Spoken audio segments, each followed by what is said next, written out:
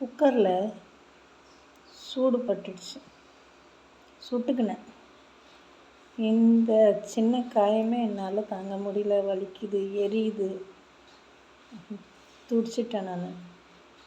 ஆனால் இந்த ஃப்ளைட் ஆக்சிடெண்ட்டை பார்த்தா அந்த சின்ன சின்ன மாசம் குழந்தைங்க, அந்த பெரியவங்க, சின்னவங்க, எவ்வளோ பெரிய ஆளுங்க, இவங்கெல்லாம் எப்படியெல்லாம் துடிச்சிருப்பாங்க, எப்படியெல்லாம் அனுபவிச்சிருப்பாங்க, எவ்வளோ கஷ்டம் வந்திருக்கும் அவங்களுக்கு. அதை நினச்சாலே எவ்வளோ கஷ்டமாக இருக்குது. இதெல்லாம் ஏன் நடந்தது? நடக்காமல் இருந்திருக்கலாம். அந்த உயிருங்க இப்படி துடிச்சிருக்கோம்.